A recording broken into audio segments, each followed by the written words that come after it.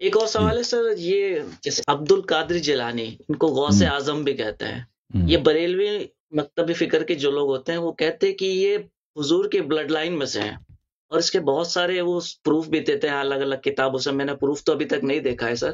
میں اس پہ جاننا چاہتا ہوں کہ یہ غوث اعظم عبد القادر جیلانی صاحب کون ہے، اور ان کا اتنا فیمس کیسے ہو گئے سر؟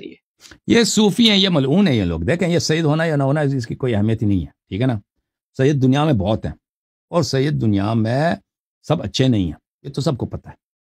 آپ کو پتہ ہونا چاہیے. آپ پاکستان میں سید کم ہیں بھائی. پاکستان کے ہر شہر میں سید موجود ہیں، ہر قصبے میں موجود ہیں، ہر گلی میں. کچھ بہت اچھے لوگ ہیں، ہم ان سے محبت کرتے ہیں، ان کا احترام بھی کرتے ہیں، لیکن اس کا مطلب نہیں کہ ہر سید ہی بہت ہی شریف ہوتا ہے. آپ دنیا کے ہر ملک میں جائیں، اس کے جیل میں کچھ سید ہوں گے، ٹھیک ہے نا، کچھ سید ہوں گے. سعودی عرب میں چاہے ہوں گے، عراق میں جائیں گے ہوں گے، ایران میں جائیں. ایران میں کتنے سادات کو پھانسی ہوا ہے، کسی کو لواط پر، کسی کو بدعت پر، کسی کو چوری پر، بہت سارے. کوئی ٹیررسٹ ہے بھائی، سید ہے، ٹیررسٹ ہے آدمی، وہ خودکش دھماکے کراتا ہے، ٹھیک ہے نا. یہ تو بہت ہے. سید عبد القادر جیلانی یہ سید ہے. سید کیوں سے کیا ہوا؟ سید ہے کوئی نبی صلی اللہ علیہ وسلم. اگر وہ بھی سیادت بھی مشکوک ہے نا بھائی، کس کی سیادت صحیح ہے کس کی نہیں ہے وہ بھی تو اللہ جانتا ہے بھائی، ٹھیک ہے نا.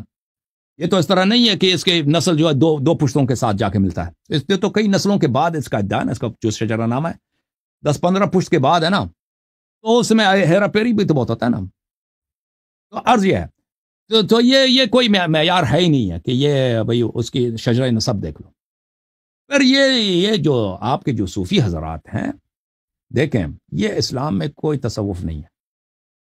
تصوف سے کیا مراد ہے؟ تصوف یہ ہے کہ بھئی آپ ایک پیر ہوگا، اس کے پاس کچھ ایسی باتیں جو دوسروں کو نہیں پتا، وہ صرف وہ آپ کو بتا دے گا. وہ آپ اس کی مریدی کریں ہو تو وہ اعمال آپ کو بتا دے گا کہ ریاضت یہ کریں، وہ کریں، فلان کریں، فلان، پھر آپ کو درجات مل جائیں گے. یہ پیغمبر صلی اللہ علیہ وسلم کے تعلیمات میں نہیں ہے، اہل بیت علیہ السلام کے تعلیمات میں یہ نہیں، بلکہ انہوں نے منع کیا اس سے.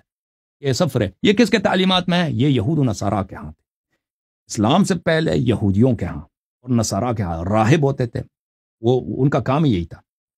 وہ مثلا ان کے پاس علوم غریبہ ہوتے تھے، جادو وغیرہ کو، جنات وغیرہ سے. وہ ابھی یہودیوں کا بالکل تصوف بالکل کاپی ہے دو چیزوں کی.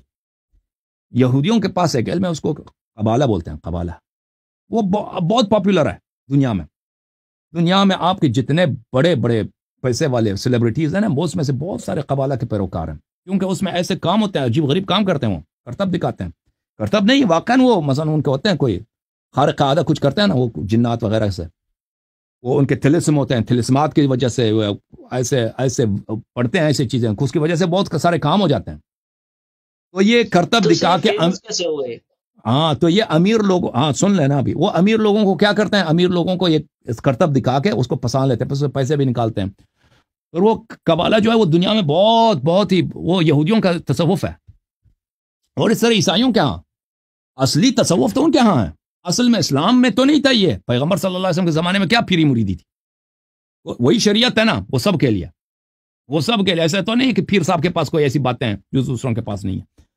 تو بہرحال یہ پھر یہ بعد میں بنی امیہ کے اواخر میں بالکل بنی عباس کے زمانے میں، بنی عباس کے ابتدا میں یہ امپورٹ کیا گیا، یہ لایا گیا عالم اسلام میں. بہت سارے عیسائی جو بظاہر مسلمان ہوئے نا، اور یہودی جو مسلمان ہوئے، وہ اپنے افکار کو انہوں نے نہیں چھوڑا، کیونکہ ان کے بڑے بڑے علماء ہوتے تھے، ان کو بہت ساری باتیں پتہ تھی نا، پرانے ان کے جو افکار تھے، طریقہ کار تھے، اسی کو انہوں نے اسلام کا روپ دیا. اور تصوف ایک ایسی چیز ہے بھائی، یہ کبھی اسلام کے روپ میں ظاہر ہوتا ہے، کبھی تشیع کے روپ میں، کبھی سنی کے روپ میں، کبھی ہندو کے روپ میں.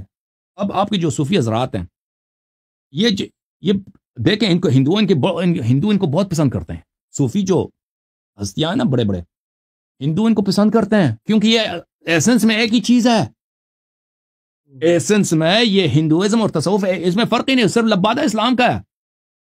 وہ کسی بھی، اور تصوف کے اکابر کے کتب میں نے پڑھا کہ سب دین سے ہی ہیں، سب دین سے ہی ہیں. تم چاہے، اللہ جانتا ہے، میں نے خمینی صاحب کے کتب میں وغیرہ یہ واضح لکھتے ہیں کہ تم چاہے بدھ کے سامنے سجدہ کرو یا مسجد میں یہ ایک ہی، اللہ کے سامنے سے ایک ہی ہے. مسجد اور بت خانہ ایک ہی ہے. یہ ظاہر، یہ کہتے ہیں ظاہر ہی ایسا ہی ہے. یہ شریعت ان کے لیے ایک کیا ہے، ایک اس کو ظاہر بولتے ہیں. یہ ایک لبادہ ہے جو اس کو کبھی آپ نکال بھی سکتے ہیں، کسی اور شریعت میں بھی جا سکتے. اصل چیز تو اور چیز ہے نا، اور چیز کو مانتے ہیں. حقیقت، وہ اس کو حقیقت بولتے ہیں. تو تصوف میرے بھائی عرض یہ ہے کہ یہ تصوف امپورٹ کیا گیا، اور یہ اہل بیت علیہ پیغمبر کے زمانے میں صلی اللہ علیہ وسلم کے زمانے میں یہ نہیں تھا، لذا ان کے احادیث میں آپ کو نہیں ملے گا کہ انہوں نے صوفیوں کو لعنت کی ہو یا مسلمانوں کو منع کیا ہو، لیکن ائمہ اطہار علیہ السلام کے زمانے میں یہ آ چکا تھا، اور بڑے بڑے صوفی ہوتے تھے، تو انہوں نے اپنی شیعوں کو بہت سختی سے منع فرمایا کہ ان کے پاس نہ جاؤ۔ تو یہ عبد القادر جیلانی اور جیسے لوگ بہت زیادہ ہیں، اور ان سے کرامات منسوب کرتے ہیں وغیرہ وغیرہ، تو ان کا یہ جو چیز ہے نا، تو میں نہیں کہتا کسی کے پاس کرامت نہیں ہوتا، اگر کوئی انسان دیکھے، لیکن یہ تصوف سے اس کا کوئی ربط ہی نہیں۔ جو بھی شخص اللہ کا خوف کرے، حلال بجا لائے، حرام سے دور رہے، واجبات بجا لائے، مستحبات پہ عمل کرے، ہو سکتا ہے کہ اس سے کرامت، وہ اللہ کا قریب بن جاتا ہے۔ تصوف اس کا راستہ نہیں ہے، کوئی صوفی اس کا تصوف اور چیز ہے بھائی، اللہ جانتا ہے کہ ان کی یہ جو صوفی ہے نا، یہ آپ ان کے پاس 40، میں نے ان کتابیں بڑی پڑھی ہیں، ان کے دو طریقہ کار ہیں، ایک ان کے اندر کی باتیں وہ جو کسی کو نہیں بتاتے، جو بڑے بڑے صوفی پیر ہوتے ہیں نا، ان کے اندر کی باتیں وہ کسی کو نہیں بتاتے، اور ایک ظاہر ہوتا ہے جو اپنے مریدوں کے لیے ہوتا ہے۔ آپ ان کے 50 سال ان کی مریدی کریں، وہ آپ کو سچ بات نہیں بتائیں گے حقیقت کیا ہے، وہ آپ کو اسی طرح لٹکاتے رہیں گے، آپ سے کام اپنا نکالتے رہیں گے، آپ سے وہی جو ان کا نوکری کروانا ہوتا ہے نہیں بتائیں گے، لیکن وہ بعض جگہوں پہ وہ لکھتے ہیں کہ ان کی حقیقت کیا ہے۔ تو یہ ان کے بزرگوں کے کتب میں ان کے کفریات بہت زیادہ ہیں، ان کا بالکل شریعت وغیرہ پہ کوئی یقین ہی نہیں ہے۔ یہ مسلمانوں میں آ جاتے ہیں، مسلمان بن جاتے ہیں، ہندو میں جا کے وہ ہندو بن جاتے ہیں، کرسچن میں جا کے کرسچن بن جاتے ہیں۔ ان کی مجبوری ہے کہ جب مسلمانوں کے درمیان رہتے ہیں تو ان کو شریعت کا خیال رکھنا پڑتا ہے، لا الہ الا اللہ محمد رسول اللہ کہنا پڑتا ہے، قبلہ کو ماننا پڑتا ہے، لیکن وہ ان کا عقیدہ نہیں ہے۔ خود اپنی کتابوں میں ابو بکر ابن عربی وغیرہ وغیرہ وغیرہ یہ سب کہتے ہیں کہ وحدت الادیان، کہ سب دین ایک ہی دین ہے، یہ سب حقیقت میں ایک ہی بات ہے، اس میں کوئی فرق ہی نہیں ہے۔ بہرحال تو عرض ہے عبد القادر جیلانی وغیرہ یہ سب اہل بیت علیہ السلام نے ان لوگوں کو لعنت کیا ان کے طریقہ کار سے اور ان کے اتباع سے۔ دیکھیں اگر کوئی سچ ہے، حقیقت ہے دنیا میں، قرآن و سنت سے خارج نہیں ہے۔ صوفیوں کے پاس کیا ہے جو قرآن سنت سے کیا صوفی ان کو وہ بھائی سنت کے بڑے عالم ہوتے ہیں؟ کوئی عالم نہیں ہوتے یہ صوفی۔